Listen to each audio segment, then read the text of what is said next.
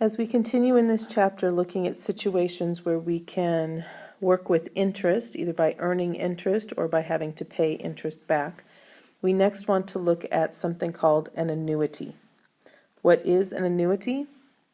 It is any sequence of equal periodic payments. If payments are made at the end of each time interval, then the annuity is called an ordinary annuity. We consider only ordinary annuities in this chapter. The amount or future value of an annuity is the sum of all payments plus all interest earned. So here we have a situation where we are still earning interest. It is still being compounded at a certain period of time, but along with the interest, we are also adding money ourselves by making payments in conjunction with that period of time that your money is being compounded. So let's take a look at what's really happening here. So let's suppose you decide to deposit $100 every year into an account that pays 6% compounded annually.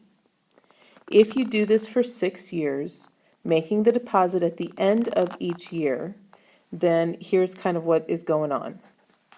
So we started here with year 0 because we want to show that we are making deposits at the end of each year.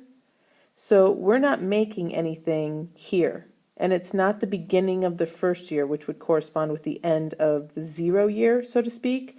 There's nothing going on in year 0. So we're waiting until year 1, and at the end of the first year, we're going to make a deposit of $100. Okay, now what's going to happen to that $100? Well, it's going to earn interest for the next 1, 2, 3, 4, 5 years. So if we just go back to our compound interest formula, we know that we can take this $100 and it's going to earn 6% compounded annually, so we can just add the 0.06, and it's going to earn that for 5 more years. Now if we actually work that out, we end up with an amount that's about $133. Okay, but that's not actually what we're interested in right now. Right now what we're interested in is the actual formula, because we want to see if there's any kind of pattern that emerges that we can use in order to come up with a formula for what happens with an annuity. So in my growth column here, I'm just going to put the 100 times 1.06 being raised to the 5th power. Okay, so that's the $100 I've just deposited plus the interest that it would earn from that deposit at the end of the first year. Now at the end of the second year, I do that again. I deposit another $100. But this time, my $100 only has 1, 2, 3, 4 years to grow. So my $100 now will be 1.06, but will only be to the 4th power because it only has 4 more years to gain interest. Now at the end of the 3rd year, I deposit another $100, but this time my $100 only has 1, 2, 3 years to gain interest. So my 100 will be 1.06 to the 3rd power. And then we can keep doing this to fill out the rest of the table. So at the end of the 4th year, I deposit $100. Now I'm looking at 2 more years to gain interest right here and right here. So now I have 100 times 1.06 to the 2nd power. Then I put in $100 at the end of the 5th year. Well, that $100 is only going to get this 1 year to make any interest. So my 100 will just be taken times 1.06. And then finally, at the end of my 6th year, I put in $100. And since I'm only going for 6 years, when I deposit this at the end of the 6th year, it's not going to earn any interest. So all I'm going to have from that $100 is the $100. Okay? Now, what's in the account at the end of this 6th year is the sum of all of these amounts. So this $100 that grew for 5 years plus this $100 that grew for 4 years, and on and on and on. This is the future value of my annuity. It is the sum of all of these amounts. So if I actually write that out, it would look like this. We could say that the sum, actually let me just scoot that over a little bit. Okay, so the sum here is going to be equal to, and I'm going to put this in descending exponent order. So we're going to start with the $100 plus the 100 times 1.06 plus the 100 times the 1.06 squared plus 100 times 1.06 cubed plus 100 times 1.06 to the 4th, and see if I can squeeze it in here. 100 times 1.06, so close, to the 5th. Can you see it there? Okay, so we're adding up all of those amounts to get the total amount that would be in this annuity account at the end of 6 years. Okay? Now, in order to actually come up with an equation or a formula that helps us to figure out what's going on for any amount of years, for any deposit that's being made, to kind of make this more general, we're going to work with this idea, but we're actually going to modify this a little bit. So we're going to take this equation that I just wrote, this sum of all of these amounts, and we're going to multiply both sides, so this side with the S, and this whole side here, we're going to multiply both sides by a 1.06. When I do that, this is what it's going to look like.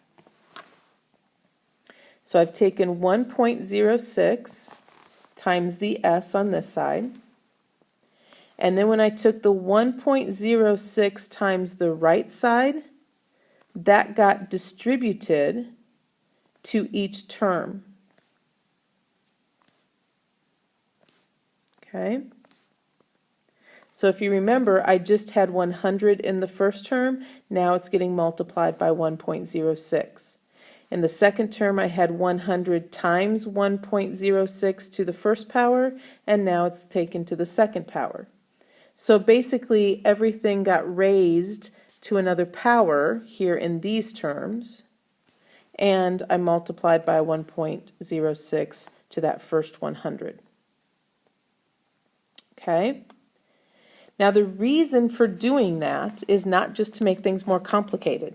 The reason for doing that is now I'm going to subtract the first equation I wrote from this equation I now have. So it's going to look something like this. Okay?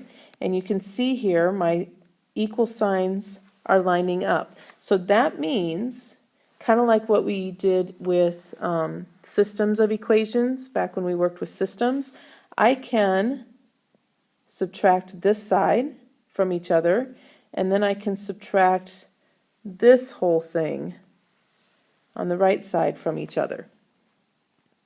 Okay? So if I subtract the left side, 1.06s minus 1s leaves me with just a 0.06s. Okay? Now, look what happens on the right side. On the right side, if I start subtracting terms, notice I have matching terms. So for example, there's a 100 times 1.06.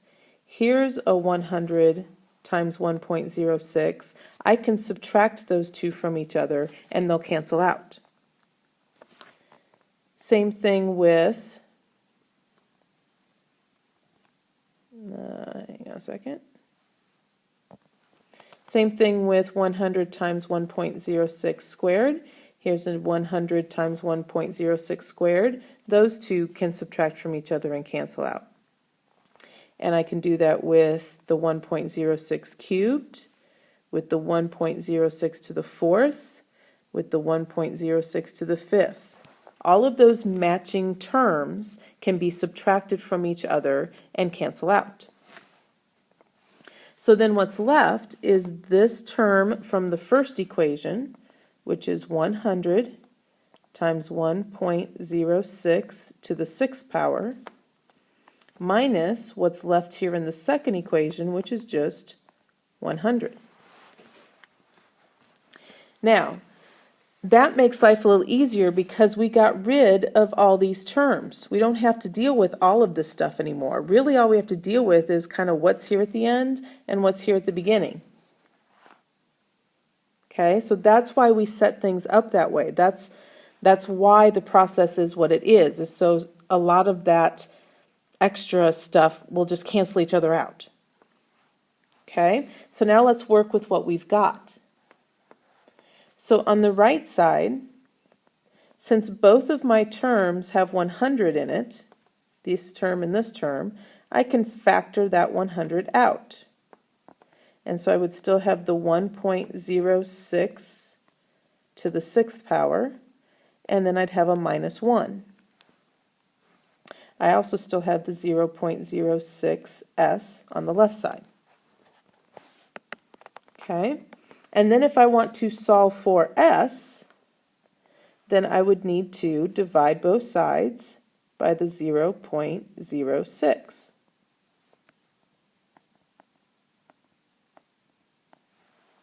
Okay, and so what I end up with then, on the left side is just the s, and then on the right side, usually the way that they write this is they'll put the 100 out in front, and then they'll have the 1.06 to the sixth minus 1 over the 0.06.